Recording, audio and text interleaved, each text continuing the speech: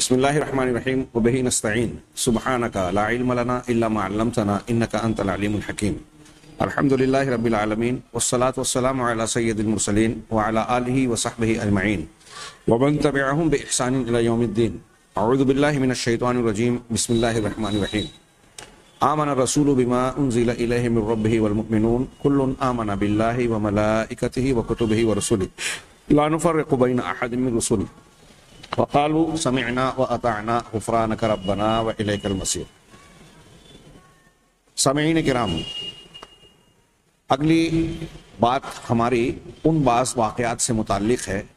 جو جناب محمد رسول اللہ صلی اللہ علیہ وسلم کی مخالفت کرنے والوں کی جانب سے پیش آئے اور اللہ تبارک و تعالیٰ نے آپ کی حفاظت فرمائی۔ چنانچہ اس ضمن میں شیخ الاسلام نے بہت سی روایتوں کے درمیان ابو جہل کا قصہ بھی بیان کیا، جس کے تناظر میں اللہ تبارک و تعالیٰ نے سورہ علق کی آخری آیتوں میں تذکرہ کرتے ہوئے فرمایا ارأیت الذی ینہا عبدا اذا صلی، کہ تمہارا کیا خیال ہے، تمہارا کیا خیال ہے اس شخص کے بارے میں، کیا تم نے اسے دیکھا جو کہ روکتا ہے بندے کو جبکہ وہ نماز پڑھاتا ہے۔ اس سے پہلے اللہ تبارک و تعالیٰ نے ارشاد فرمایا کلا، یہ پہلی وحی جو 5 آیتیں نا، اقرا بسم ربک الذی خلق خلق الانسان من علق، ان 5 آیتوں کے بعد اللہ کا ارشاد ہے کلا ان الانسان لا یطغی، ہرگز نہیں، انسان بڑا سرکش ہوا جاتا ہے، اپنی حقیقت کو بھول گیا کہ علق تھا، نطفہ تھا، اللہ نے کس طرح سے اس کو پیدائش کے مراحل سے گزار کر وجود بخشا، پھر چھوٹا سا تھا، ننھا منا سا تھا، کوئی طاقت قوت اور حیثیت نہیں تھی، اللہ تعالیٰ نے اس کے جسم کو نشو و نما دے کر بڑھایا اور علم کے ذریعے سے روحانی تربیت کا انتظام کیا۔ اب جب کسی لائق اور طاقت والا ہو گیا تو وہ سرکش ہوا جاتا ہے، بہکا جا رہا ہے۔ ان الانسان لا یطغی، وہ سرکش ہوا جا رہا ہے، حد سے بڑھتا جا رہا ہے۔ ارآہ استغنی، اس کو ایسا لگتا ہے، کیوں وہ سرکش ہو رہا ہے؟ اسے لگتا ہے کہ میں بڑا بے نیاز ہوں، مجھے کسی کی ضرورت نہیں ہے، بڑا طاقتور اور غنی ہوگا، حالانکہ وہ اس کا سمجھ رہا ہے ایسا کوئی انسان ہوتا نہیں ہے۔ ان الی ربک الرجعی، یقیناً تمہارے پروردگار کی طرف ہی لوٹ کر جانا ہے۔ کوئی کتنا بھی اچھل کود لے، زندگی میں کسی منصب اور مقام پر پہنچ جائے، کیسی بھی طاقت قوت اختیار اور حیثیت حاصل کر لے، آخر میں اسے مر کر لوٹنا تو اللہ کی طرف ہی ہے۔ آگے اللہ نے کہا، یہاں جس آیت کی طرف علامہ ابن تیمیہ نے اشارہ کیا، ارأیت الذی ینہا، کہ بھلا بتاؤ یا کیا تم نے اسے دیکھا جو روکتا ہے، کسے روکتا ہے؟ عبدن، بندے کو۔ بندہ کون؟ اہل علم اہل تفسیر نے کہا کہ یہاں بندے سے مراد جناب محمد رسول اللہ صلی اللہ علیہ وسلم ہے۔ کس چیز سے روکتا ہے؟ عبدن اذا صلی، جب وہ نماز پڑھتا ہے اس بندے کو روکتا ہے۔ اللہ کے نبی صلی اللہ علیہ وسلم کعبۃ المکرمہ میں جب نماز پڑھتے تھے تو ابو جہل کفار مکہ، اور اس میں سر فہرست ابو جہل ہے، اہل تفسیر کہتے ہیں کہ جو روکنے والا تھا نماز سے وہ دراصل ابو جہل ہی ہے، ابو جہل یہاں مراد ہے۔ تو جو بندے کو روکتا ہے جب وہ نماز پڑھتا ہے، ارأیت ان کان علی الہدی، سوچو تو صحیح کہ اگر وہ بندہ جس کو یہ روک رہا ہے اگر وہ ہدایت پر ہو، سچائی پر ہو، او امر بالتقوی، یا وہ تقوی کا حکم دے رہا ہو، ارأیت ان کذب وتولی، بھلا بتاؤ تو صحیح کہ اگر اس نے، یہ جو روک رہا ہے، اس نے جھٹلایا، یعنی وہ سچائی کی تعلیم دے رہے ہیں، تقوی کا حکم دے رہے ہیں، لیکن یہ اس نے جھٹلایا، وتولی، اور پیٹ پھیری، یعنی ان کی بات کو مان نہیں رہا ہے، مخالفت کر رہا ہے، منہ موڑ رہا ہے، یعنی ابا جہل۔ یہاں تفسیراً کہا کہ اس سے مراد ابو جہل ہے کہ جو جھٹلا رہا ہے، پیٹ پھیر رہا ہے اور بندے کو نماز پڑھنے سے روک رہا ہے۔ الم یعلم بان اللہ یری، کیا اس کو یہ معلوم نہیں ہے، وہ یہ نہیں جان سکا کہ اللہ تعالیٰ اسے دیکھ رہا ہے؟ اللہ سے یہ باتیں، اس کی شرارتیں، اس کی بدماشیاں مخفی نہیں ہیں۔ آگے کہا کل ہرگز نہیں، ایسا نہیں ہونا چاہیے، لئن لم ینتہی، اگر وہ باز نہیں آیا، لنصفعا بالناصیہ، تو ہم ضرور اس کی پیشانی کے بالوں کو پکڑ کر اسے گھسیٹیں گے، پیشانی کے بالوں کو پکڑ کر اسے گھسیٹیں گے۔ ناسیتن کاذبتن خاطئہ، وہ پیشانی جو جھوٹی ہے، کاذبہ جھوٹی ہے، خاطئہ خطا کار اور گنہگار ہے۔ کہ پیشانی بول کر پیشانی والا ابو جہل صاحب پیشانی مراد ہے۔ بعض علماء نے جدید تحقیق کی روشنی میں کہا کہ خطا اور یہ برائی کے جو خیالات انسان کے دماغ میں جہاں سے آرڈر پاتے ہیں یا جو اس کا مرکز ہے، وہ پیشانی کے اس حصے پر جس کا تذکرہ یہاں قرآن میں کیا گیا۔ بہرحال یہ اللہ نے فرمایا کہ اگر وہ باز نہیں آیا تو ہم اس کی پیشانی کو پکڑ کر، پیشانی کے بالوں کو پکڑ کر اسے گھسیٹیں گے، جھوٹی اور خطا کار پیشانی۔ ہاں، فَلْيَدْعُ نَادِيَهُ، تو چاہیے کہ وہ اپنی مجلس کے لوگوں کو بلا لے۔ ہاں، ابو جہل کا واقعہ اس ضمن میں حدیثوں میں موجود ہے، ہم اسے پیش کرتے ہیں۔ اللہ کے رسول اللہ تعالیٰ فرما رہا ہے کہ وہ اپنی مجلس کے اپنے متعلقین کو، اہل محفل کو بلا لے وے۔ سندع الزبانیہ، ہم بھی عذاب کے فرشتوں کو بلا لیتے ہیں۔ اللہ کو اس کی ضرورت تو نہیں ہے، لیکن یہ اس کے حکایت میں کہ وہ ایسا کہہ رہا ہے تو پھر ہمارے پاس عذاب کے فرشتے ہیں، ہاں اس کو بلا لیں۔ کلا، ہرگز نہیں، ایسا نہیں ہونا چاہیے۔ لا تطیعوا، آپ اس کی بات کو نہ مانیں۔ قرآن کی یہ جو آیتیں نازل ہوئی، اس کے واقعے کا پس منظر صحیح مسلم کی اس حدیث کی روشنی میں ملاحظہ فرمائیں۔ حضرت ابو ہریرہ رضی اللہ تعالیٰ عنہ کہتے ہیں کہ قال ابو جہل نے کہا، هل يعفر محمد وجهه بین اظہرکم، مکہ کے سرداروں کی مجلس کعبۃ اللہ کے صحن میں وہاں آس پاس میں موجود تھی۔ ابو جہل وہاں پہنچا اور اس نے کہا کہ کیا محمد صلی اللہ علیہ وسلم تمہارے سامنے اپنی پیشانی کو خاک آلود کرتے ہیں، زمین پر مٹی سے جو ہے ٹکاتے ہیں؟ مقصد کہ نماز پڑھتے ہیں اور سجدہ کرتے ہیں، سجدہ کر کے اللہ کے نبی صلی اللہ علیہ وسلم جو زمین پر اپنی پیشانیاں رکھتے تھے، اس کو یہ زمین کو، چہرے کو یا پیشانی کو خاک آلود کرنا کہہ رہا ہے۔ چنانچہ کیا محمد صلی اللہ علیہ وسلم ایسا کرتے ہیں تمہارے سامنے؟ تو حضرت ابو ہریرہ کہتے ہیں کہ ان کو اس کو جواب دیا گیا کہ ہاں ایسا کرتے تو ہیں، یعنی کعبہ میں نماز پڑھتے ہیں۔ فقال واللات والعزى لئن رأيته يفعل ذلك لأطأن على رقبته، تو اس نے جواب دیا ابو جہل نے کہ لات اور عزا کی قسم، اگر میں نے اب انہیں ایسا کرتے ہوئے دیکھ لیا تو میں ان کی گردن کو روند دوں گا، اپنے پیروں سے اس کو روندوں گا، ذلیل کروں گا، رگڑوں گا۔ ہاں، او لأعفرن وجهه في التراب، یا آپ کے چہرے کو مٹی میں مسل دوں گا، مٹی میں روند دوں گا، ہاں گویا ان کو خاک آلود کر دوں گا اور اس طرح سے ان کی بے عزتی اور ذلت کروں گا۔ قالا، حضرت ابو ہریرہ کہتے ہیں چنانچہ فأتی رسول اللہ صلی اللہ علیہ وسلم وهو یصلی، ہاں کہ اس کے بعد ابو جہل نے جب یہ کہا تو اس کے بعد اللہ کے رسول صلی اللہ علیہ وسلم نماز پڑھ رہے تھے، ابو جہل پہنچا۔ زعم لیطأ علی رقبتہ، اس نے یہ کوشش کی، یہ ارادہ کیا کہ اللہ کے رسول صلی اللہ علیہ وسلم کی گردن کو رون دے اپنے پیروں تلے، ہاں اس مقصد کے تحت وہ آگے بڑھا۔ قال فما فجئهم منه الا وهو ينكص على عقبيه ويتقي بيديه، تو یہاں وہاں بیٹھے ہوئے لوگ جو منظر دیکھ رہے تھے، اچانک وہ چونک گئے کہ ابو جہل کی حالت دیکھ کر کہ وہ جو ہے اچانک خوفزدہ ہو گیا اور وہ اپنی ایڑیوں کے بل پیچھے کی طرف لپکا، پیچھے کی طرف ہٹا۔ ابھی نبی کریم صلی اللہ علیہ وسلم کو روندنے کے مقصد سے آگے بڑھ رہا ہے، اور آپ سجدے میں جب تشریف لے گئے، جب یہ بڑھا تو فوراً اچانک یہ چونک کر جو ہے خوفزدہ بدحواسی کی حالت میں پیچھے لوٹا، پیچھے کی طرف پلٹا۔ وَيَتَّقِي بِيَدَيْهِ، اور اپنے ہاتھوں سے بچاؤ کی کوشش کرنے لگا، جیسے ایک آدمی کی طرف کوئی چیز حملہ کر رہی ہو تو وہ کس طرح اپنے ہاتھوں سے روکنے کی کوشش کرتا ہے، اس طرح ہاتھ کا اشارہ کر کے بچاؤ کرتے ہوئے ابو جہل جو ہے پیچھے کی طرف پلٹا، ایڑی کے بل پیچھے ہٹا۔ قَالَ فَقِيلَ لَهُ مَا لَكَ، تو حضرت ابو ہریرہ کہتے ہیں کہ ان سے پوچھا گیا کہ کیا ہوا تجھے ابو الحکم، تم کو یہ کیا معاملہ ہو گیا؟ فقال ان بینی وبینہ لخندقا من نار وحولا واجنحۃ، کہ یقیناً میرے اور اس کے درمیان، روایتوں میں یہ ہے کہ جب تھوڑا سا اس کے حواس ٹھکانے آئے تو اس نے جواب دیا کہ میرے اور محمد صلی اللہ علیہ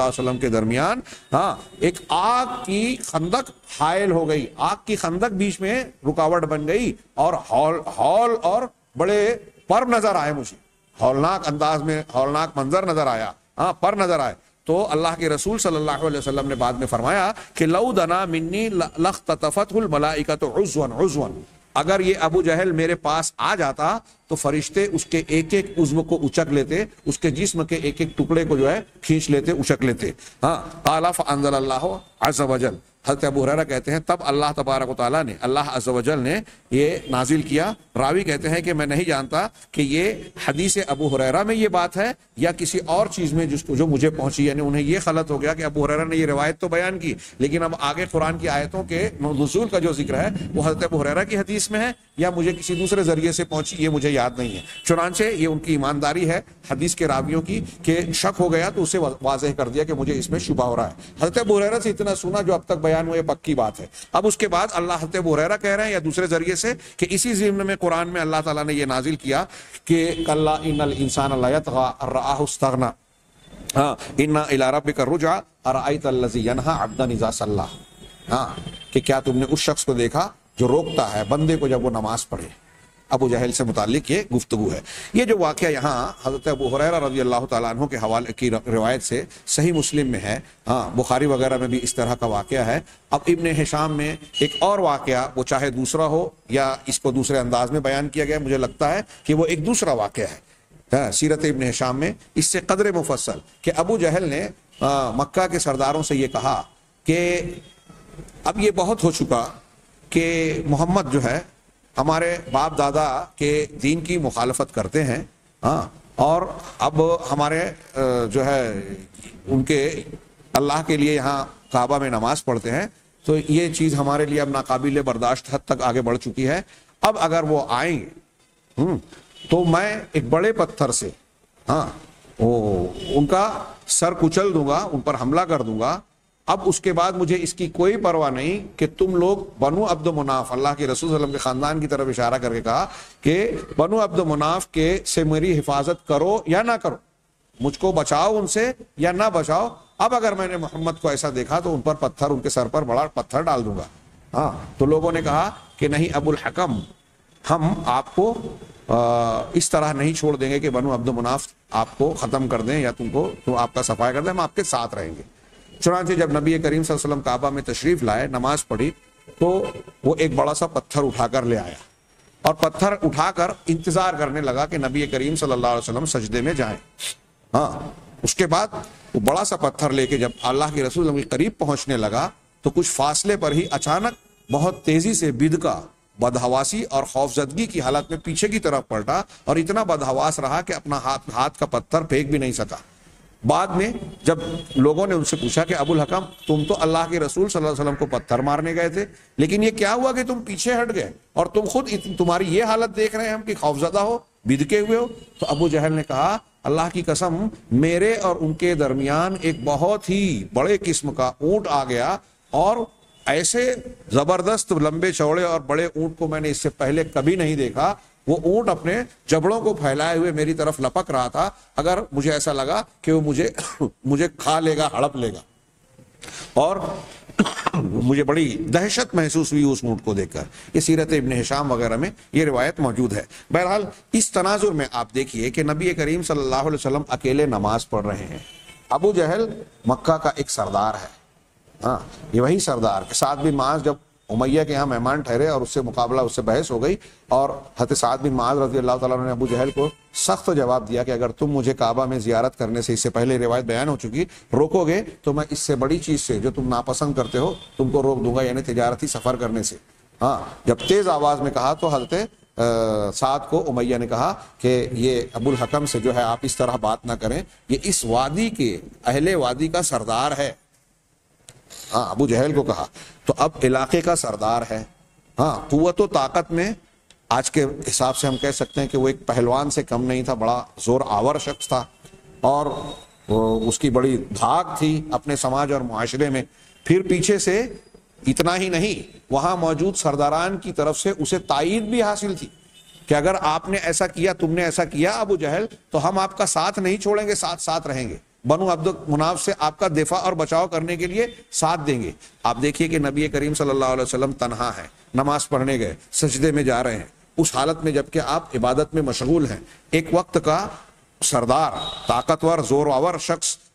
آپ کی طرف برے ارادے سے لپکتا ہے اور پھر اسے پیچھے ہٹنے پر مجبور ہونا پڑتا ہے۔ کیا یہ اللہ تبارک و تعالیٰ کی اس خبر اور اس پیشین گوئی، اس وعدے کی تکمیل نہیں ہے کہ اللہ تبارک و تعالیٰ ان مذاق اڑانے والے لوگوں اور آپ کے دشمنوں سے آپ کی طرف سے کافی ہو جائے گا، آپ کی حفاظت کرے گا، آپ کو بچائے گا، جیسا کہ ہم نے پیچھے بعض آیتوں کے حوالے سے یہ مضمون جانا۔ یہ ایک قصہ بیان کرنے کے بعد دوسرا قصہ علامہ ابن تیمیہ نے پیش کیا اس ضمن کا، وقصۃ سراقۃ بن مالک، اور سراقہ ابن مالک رضی اللہ تعالی عنہ کا قصہ۔ اور وَيَدْخُلُ فِي هَذَا مَا لَمْ يَزَلِ النَّاسُ يَرَوْنَهُ وَيَسْمَعُونَهُ مِنْ انتقام اللَّهِ مِمَّنْ يَسُبُّهُ وَيَذُمُّهُ، یہ آگے کی عبارت ہے،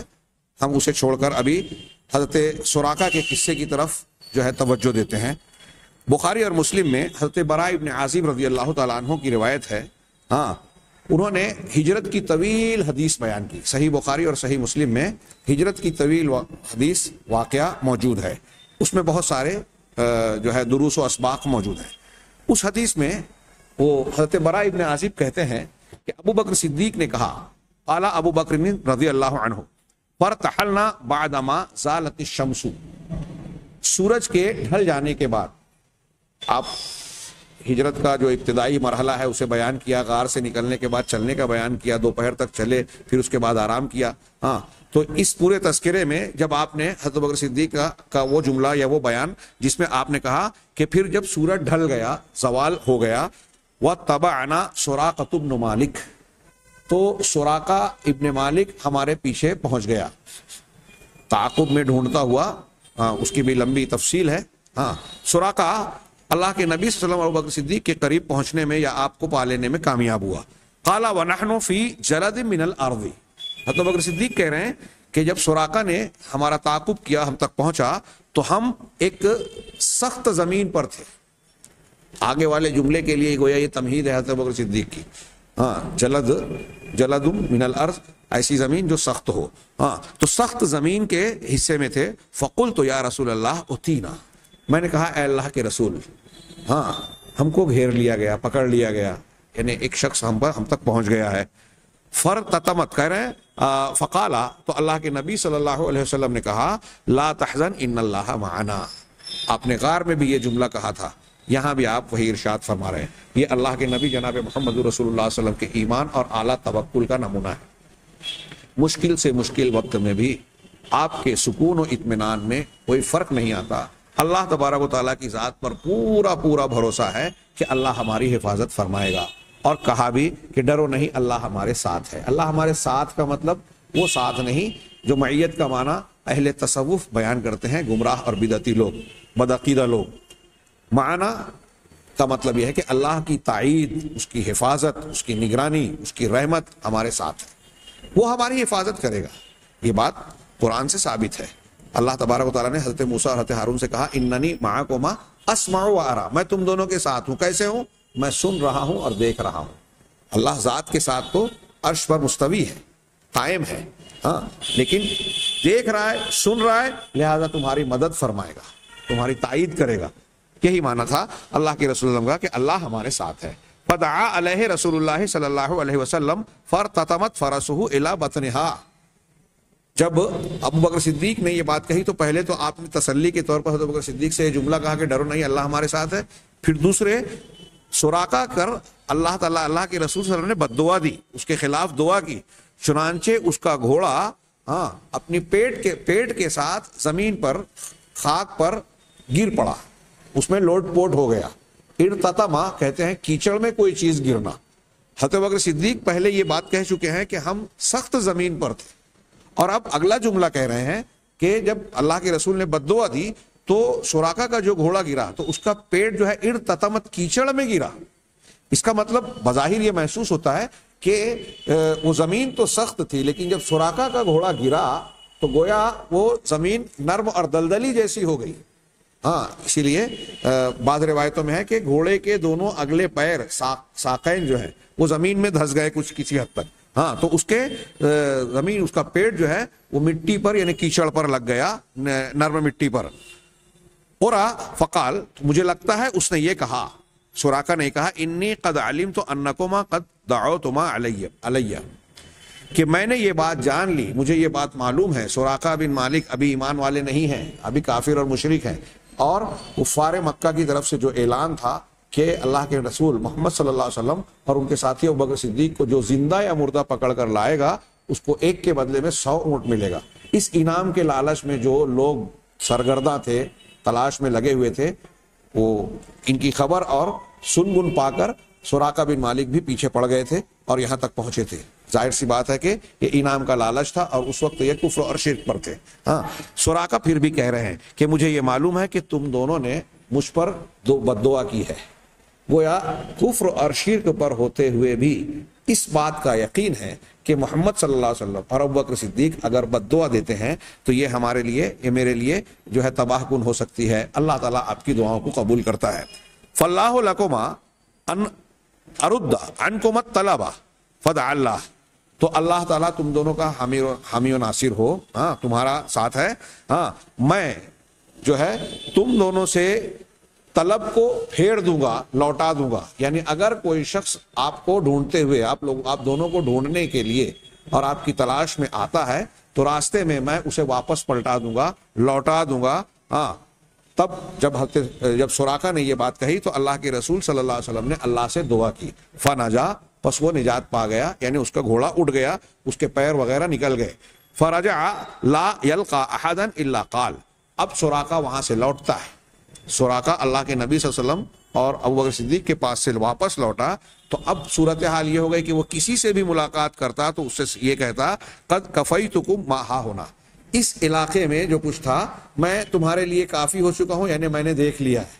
ہاں میں ادھر کھنگال چکا ہوں اس علاقے کو۔ ہاں، فلا یلقى احدا الا رده، لہذا تم واپس لوٹ جاؤ، ادھر دیکھنے کی ضرورت نہیں ہے۔ چنانچہ وہ کسی سے بھی ملاقات نہیں کرتا مگر اسے واپس لوٹا دیتا۔ قالا، راوی حدیث حضرت برا کہتے ہیں ووفا لنا، اور اس نے ہم سے وفا کی، یعنی جو بات کہی تھی اس کو پورا کیا۔ اور پھر حدیث کا بقیہ حصہ بیان کیا۔ آپ یہاں اس حدیث میں ملاحظہ فرمائیں کہ حضرت سراقہ بن مالک ابن جوشم رضی اللہ تعالیٰ عنہ اس وقت جو کافر تھے، بعد میں مسلمان ہوئے، ہاں یہ اللہ کے نبی صلی اللہ علیہ وسلم کو پکڑنے اور پکڑوانے کے لیے انعام کے لالچ میں آ رہے ہیں۔ کس طریقے سے معجزاتی طور پر، خرق عادت طور پر اللہ کے رسول صلی اللہ علیہ وسلم اور ابوبکر صدیق نے کوئی مقابلہ آرائی نہیں کی، اس کو کوئی حملہ نہیں کیا، اس پر اس کے خلاف کوئی اقدام نہیں کیا، صرف دعا کی، بد دعا کی، اور اللہ تعالیٰ نے آپ کی دعا قبول فرمائی اور اس کا گھوڑا گر پڑا۔ وہ صورتحال کو اچھی طرح سے سمجھ بھی گیا، گویا اللہ تبارک و تعالیٰ نے اس کے دل میں روب اور بات ڈال بھی دی، چنانچہ اس نے حقیقت کا اعتراف کرنے کے بعد آپ ابھی جو پکڑوانے کے مقصد سے آیا تھا اب ان دونوں کا محافظ بن کر لوٹ رہا ہے۔ صبح جو انعام کے لالچ میں انہیں پکڑنے آیا، ہاں جب دوپہر کے بعد ملاقات کر کے واپس لوٹ رہا ہے تو ان دونوں کا حامی اور ان دونوں کا دفاع کرنے والا بن گیا، ان کی طرف سے لوگوں کو پلٹانے والا بن گیا۔ کتنی اہم اور عجیب بات ہے۔ اس کے بعد علامہ ابن تیمیہ رحمہ اللہ، یہ گویا اس روایت میں اللہ تبارک و تعالیٰ کی جانب سے رسول اللہ صلی اللہ علیہ وسلم کی تائید اور تائیدی طور پر معجزے کا اظہار ہے، جو آپ کی نبوت کی دلیل ہے واضح طور پر۔ اس کے بعد علامہ ابن تیمیہ کہتے ہیں کہ یہ جو 2-3 واقعات کا تذکرہ کیا اور بھی روایتوں کا ذکر کیا کہ وَيَدْخُلُ فِي هَذَا مَا لَمْ يَزَلِ النَّاسُ يَرَوْنَهُ وَيَسْمَعُونَهُ، اس سلسلے میں، اس باب میں، اس مضمون میں وہ چیزیں بھی داخل ہیں جسے لوگ برابر دیکھتے اور سنتے رہتے ہیں۔ اللہ تبارک و تعالیٰ کا رسول اللہ صلی اللہ علیہ وسلم کے دشمنوں کے مقابلے میں کافی ہو جانا، آپ کی حفاظت کرنا، آپ کا دفاع کرنا۔ علامہ ابن تیمیہ بڑی اہم بات آگے کہہ رہے ہیں کہ یہ آپ کی حیات طیبہ میں تو تھا ہی تھا، آج بھی لوگ اپنی آنکھوں سے، ننگی آنکھوں سے اس کا مشاہدہ کر سکتے ہیں اور ایسے واقعات سنتے رہتے ہیں کہ کسی نے جناب محمد رسول اللہ صلی اللہ علیہ وسلم کی شخصیت، آپ کی ناموس اور آپ کی عزت پر کیچڑ اچھالنے کی کوشش کی تو اسے اللہ تبارک و تعالیٰ اپنے کسی بندے کے ذریعے سے یا اپنے کسی حکم کے ذریعے سے جو ہے اس طرح کے انجام سے دوچار کرتا ہے کہ لوگوں کے لیے وہ نشان عبرت بن جاتا ہے۔ پوری انسانی تاریخ میں جناب محمد رسول اللہ علیہ وسلم کے حیات عہد مبارکہ سے لے کر آج تک گستاخ رسول کو یا تو اللہ تعالیٰ نے توفیق دی اپنے کسی بندے کو، اس نے جو ہے سزا اس کو کیفر کردار تک پہنچایا، یا پھر اس کا انجام عبرت ناک بنا۔ ہاں ابھی کہتے ہیں کہ سلمان رشدی نے خودکشی کی تھی، ہاں کوئی جو ہے پاخانے میں گر کر مرا، کسی کی لاش جو ہے دفن کی گئی تو وہ لاش باہر آ گئی. صحیح روایتوں میں ہے ایک شخص جو ہے مسلمان ہونے کے بعد واپس کافر بنا اور اس نے یہ دعویٰ کیا کہ میں نے سورہ آل عمران وغیرہ محمد کو میں نے سکھائی ہے صلی اللہ علیہ وسلم. ہاں جب اس کی موت ہوئی اور قبر میں عیسائیوں نے اسے دفن کیا, دوسرے دن اس کی لاش باہر تھی. دوسرے دن کہا کہ یہ محمد کے اصحاب نے کیا ہوگا, پھر اور گہرا کھڈا کھود کر اس کو ڈالا, پھر بھی باہر نکل گئی, پھر اور زیادہ. تو پھر سمجھ گئے کہ یہ کسی انسان کا کام نہیں ہے, یہ اللہ تبارک و تعالیٰ کی جانب سے اس کے تعلق سے ناراضگی کا اور اس کے برے انجام کا گویا اظہار کیا جا رہا ہے. تو علامہ ابن تیمیہ کہتے ہیں کہ اس باب میں, اس پہلو میں, مضمون میں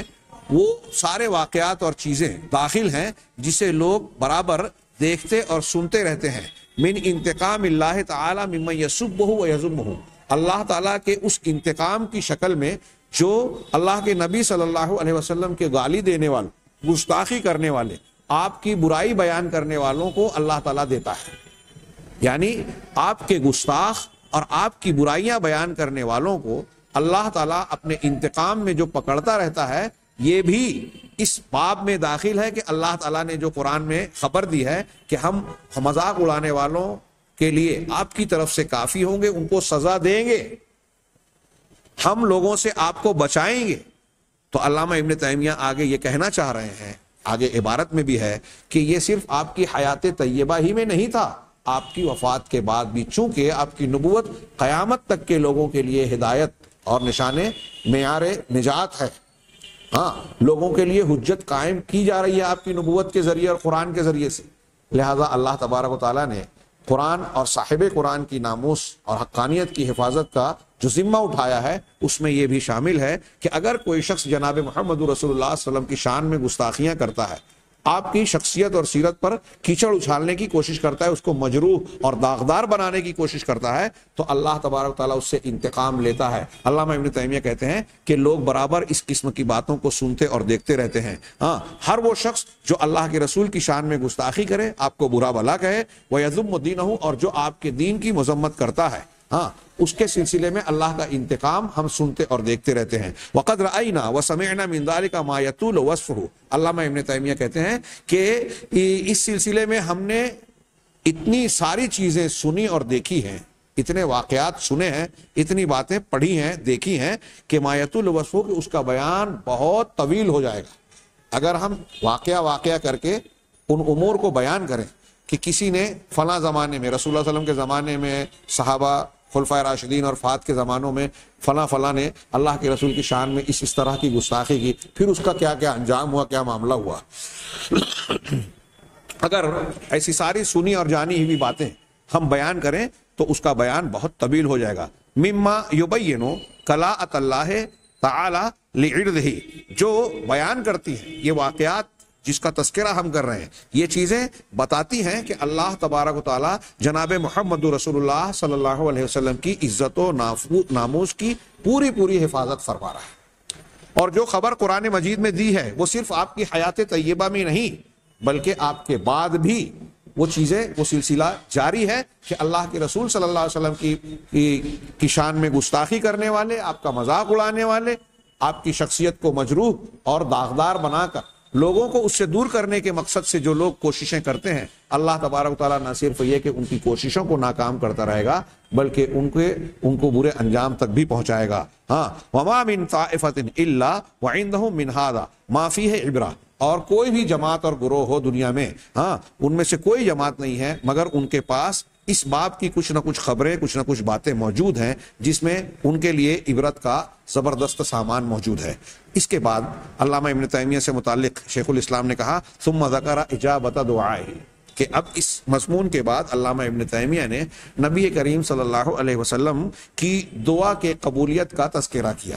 دعا کی قبولیت اور آپ کی کچھ دعاؤں کا بطور مثال تذکرہ آگے کے صفحات میں ہے, لیکن اس سے پہلے ایک بڑی پیاری حقیقت جو اس سے شروع کے ابواب میں, اس بحث کے آغاز میں میں نے علامہ ابن ابی العز کے حوالے سے شرح العقیدہ طحاویہ میں ان کے الفاظ میں کچھ عبارتیں پیش کی تھی کہ اللہ تبارک و تعالیٰ کے سچے رسولوں میں اور جھوٹے مدعیان نبوت کے درمیان فرق کرنے والی بہت ساری چیزیں ہیں, اور ایسے بالکل واضح اور کھلے امور موجود ہیں جس سے سچے اور جھوٹے کے درمیان فرق ہوتا ہے. ایک شخص جو نبوت کا دعویٰ کرتا ہے وہ سب سے سچا انسان ہوتا ہے, دوسروں کے مقابلے میں، اور ایک شخص جو جھوٹی نبوت کا دعویٰ کرتا ہے وہ سب سے جھوٹا انسان ہوتا ہے دوسروں کے مقابلے میں۔ عام دنیا کے امور میں اگر سچے جھوٹے کے درمیان تمیز کے معیار موجود ہیں اور آدمی پرکھ لیتا ہے آسانی کے ساتھ کہ یہ سچا ہے یہ جھوٹا ہے، تو نبوت کی شان تو بڑی عظیم ہے۔ اس کے معاملے میں سچے اور جھوٹے کا، کھرے اور کھوٹے کا پتہ لگا لینا بہت ہی آسان ہے۔ اس کی دلیل دی آگے کی سطور میں انہوں نے بیان کیا